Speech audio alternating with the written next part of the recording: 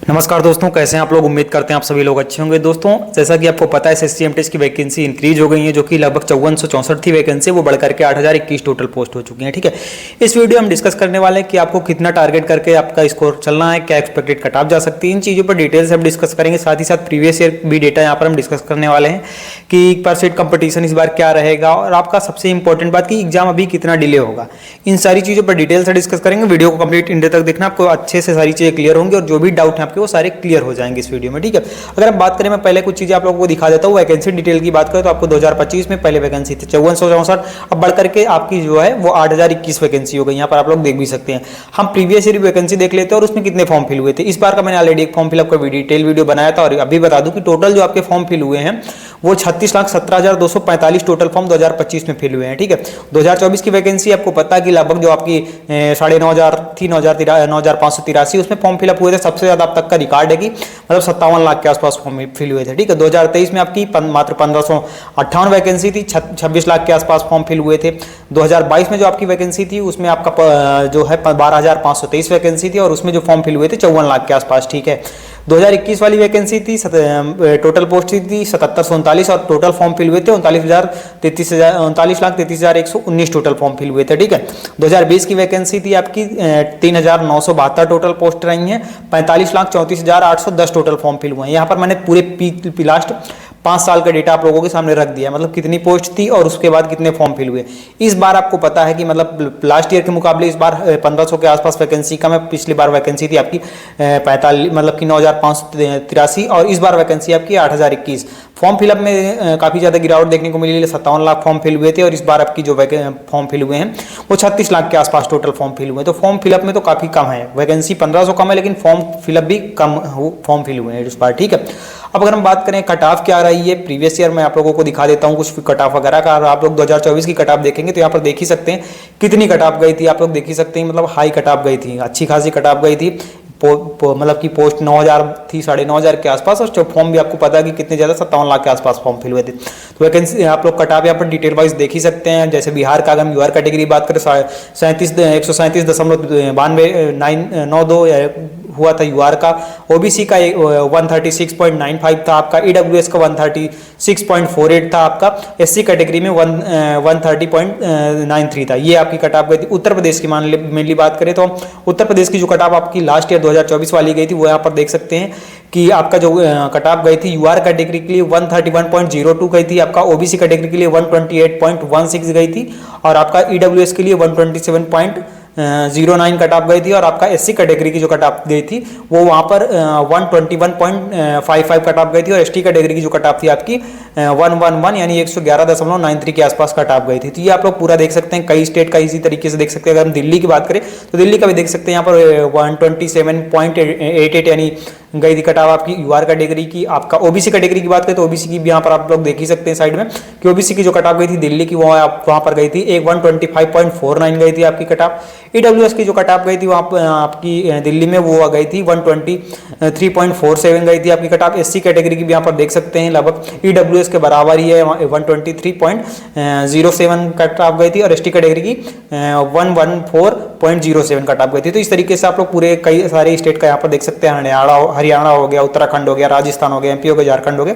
आप लोग video pause करके भी यहाँ पर देख सकते हैं। बाकी अगर इन सारी चीज़ों जो मैंने कट ऑफ बताई है आप लोगों को चाहिए तो ऑलरेडी टेलीग्राम का लिंक मिल जाएगा डिस्क्रिप्शन बॉक्स में, वहां से जाकर के उसको ज्वाइन कर लीजिए, उसमें मैंने सारी चीजें यहाँ पर शेयर कर रखी हैं। उसी तरीके से आप लोग हवलदार का भी यहाँ पर देख सकते हैं। 2024 की जो हवलदार पोस्ट थी उसके लिए कट ऑफ कितनी है वो यहाँ पर देख सकते हैं। बिहार का यूआर कैटेगरी की 137.06 थी आपका। उत्तर प्रदेश की बात करें तो उत्तर प्रदेश की जो कट ऑफ गई थी हवलदार पोस्ट के लिए 135.71 कट ऑफ गई थी। ओबीसी कैटेगरी के लिए 134.92 कट ऑफ गई थी। ईडब्ल्यूएस के लिए बात करें तो 133.76 गई थी कट ऑफ आपका। एससी कैटेगरी की 133.11 कट ऑफ गई थी, और एसटी कैटेगरी की यहाँ पर देखेंगे तो 114.30 कट ऑफ गई थी। ये आपकी उत्तर प्रदेश की हो गई हवलदार पोस्ट की। आपको पता है हवलदार पोस्ट की भी पहले कम थी वैकेंसी, लगभग 1089 के समथिंग थी, अब बढ़ करके लगभग 1200 के आसपास हो गई है। तो वैकेंसी हवलदार में बढ़ गई। तो इस तरीके से आप हवलदार का भी यहाँ पर सभी स्टेट का देख सकते हैं। अब हम 2023 का यहाँ पर भी देख सकते हैं आप लोग। अगर ये पूरी चीज़ मैं आप लोग फिर से बता दूँ, ये पूरा आप लोग देखना चाहते हैं तो आप लोग टेलीग्राम जरूर ज्वाइन कर लीजिए, वहाँ पर मैंने सारी चीज़ें शेयर कर रखा, तो वहाँ पर आप लोग डिटेल्स सभी स्टेट का और कैटेगरी वाइज भी देख सकेंगे। तो इसी तरीके से मैं यहाँ पर आप लोगों को उत्तर प्रदेश और झारखंड हो गया, बिहार हो गया, तो यहाँ पर देख सकते हैं 2023 वाली जो वैकेंसी थी 18 से 25 ईयर्स वालों के लिए, उनकी जो कट ऑफ यहाँ पर वो भी देख सकते हैं।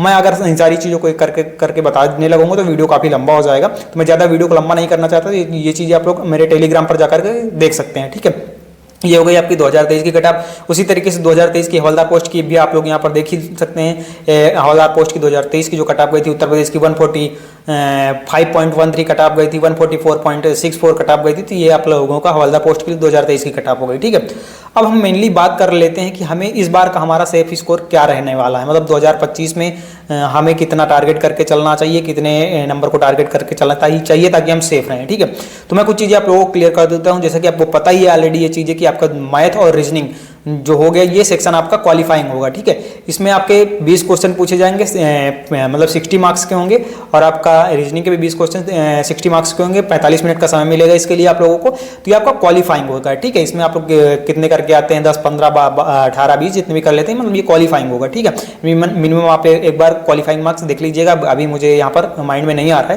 तो मैं आप लोगों को नहीं बता सकता। बाकी टेलीग्राम पर मैंने वो भी सारी चीज़ें शेयर कर रखी हैं, तो वो भी आप लोग वहाँ पर देख सकते हैं। अब बात करते हैं कि हमारा मेनली जो सेक्शन होता है जीके और इंग्लिश का, तो हमें इसमें कितना टारगेट करके चलना है। जीके में आपके 25 क्वेश्चन आएंगे जो कि 75 मार्क्स के होंगे, इंग्लिश में भी आपके 25 क्वेश्चन आएंगे जो कि 75 मार्क्स के होंगे। टाइम मिलेगा आपको 45 मिनट का, 1/3 की यहाँ पर निगेटिव मार्किंग देखने को मिलने वाली है। तो कितना हमें टारगेट करके चलना चाहिए, तो देखो कुछ चीज़ें मैं आप लोगों को क्लियर कर दूं। ये चीज़ें डिपेंड करता है आपको, आप किस शिफ्ट में आपका पेपर हो रहा है, और आपका मतलब पेपर का शिफ्ट जो है वो हार्ड लेवल है, नॉर्मल है या फिर ईजी है। तो जैसा कि आपको पता है, अगर 2024 वाली वैकेंसी में देखेंगे तो उसमें जो नॉर्मलाइजेशन देखने को मिला था लगभग 15 से 20 नंबर के आसपास नॉर्मलाइजेशन देखने को मिला है। तो अगर आप हार्ड शिफ्ट में आपका पेपर पड़ता है तो आप अगर टारगेट करते हैं तो लगभग हार्ड शिफ्ट का पेपर अगर आप मिलता है तो आप लोग यहाँ पर 110 नंबर से लेकर के 112 नंबर का टारगेट, मतलब कि 110 नंबर से लेकर के 112 नंबर तक टारगेट करके चल सकते हैं। हार्ड शिफ्ट में होता है। ठीक है, क्योंकि नॉर्मलाइजेशन के बाद अगर हार्ड शिफ्ट में रहा तो जाहिर सी बात है आपके मार्क्स बढ़ने वाले हैं। ठीक है, तो ये चीज़ें अगर आपका हार्ड शिफ्ट में होता है तो इतना टारगेट करके चलिए। अगर मॉडरेट शिफ्ट रही आपकी पेपर की, तो अगर मॉडरेट में रहा तो अब आप लोग समझ के चल सकते हैं कि लगभग आपका जो है लगभग 115 से लेकर के 118 मार्क्स। ठीक है, तो इतना आप लोग टारगेट कर सकते हैं, चल सकते हैं। और अगर आपका इजी शिफ्ट में पड़ गया, ठीक है, अगर आपका इजी शिफ्ट में पड़ गया तो आपको लगभग 120 प्लस यहाँ पर टारगेट करके चलने हैं। ठीक है, 120 मार्क्स। तो इस तरीके से मैंने आप लोगों को बता दिया कि कितना आपको टारगेट करके चलना है। बाकी एग्जैक्ट कट ऑफ क्या जा सकती है और कितनी इस बार टारगेट करें, कट ऑफ क्या जाएगी, एक्सपेक्टेड कट ऑफ क्या जाएगी, वो चीज़ें मैं अभी आप लोगों को 1% भी क्लियर नहीं कर सकता। ठीक है, मैं आप लोगों को सिर्फ इतना बता सकता हूँ कि आपको कितना टारगेट करके चलना है और कितना में आप लोग सेफ रह सकते हो। तो मैंने मॉडरेट का भी बता दिया, हार्ड लेवल का भी बता दिया और इजी लेवल का बता दिया। अब जिस शिफ्ट में जैसा भी आप लोगों को पड़ेगा वो चीज़ें आप पर डिपेंड करेगी। अब सबसे बड़ा सवाल आता है कि आखिर हमारा एग्जाम कब होगा, एग्जाम कब होगा। मैंने ऑलरेडी एग्जाम पर एक डिटेल वीडियो बना रखी, उसके बाद भी आपकी काफ़ी सारे स्टूडेंट का यहाँ पर कमेंट आ रहा कि आखिर हमारा एग्जाम कब होगा, तो उसका भी डिस्क्रिप्शन में मैंने वीडियो का लिंक दे दिया, तो आप लोग एक बार वो वीडियो जरूर देख लेना। उसमें मैंने क्लियर किया एक पॉइंट यहाँ पर जेन्युइन पॉइंट रखे कि कब तक आप लोगों का एग्जाम जा सकता है। ठीक है, तो वीडियो एक बार वाली जरूर देखने लेना। बाकी चलिए मिलते किसी नए वीडियो के साथ। Bye bye, take care and जय हिंद दोस्तों।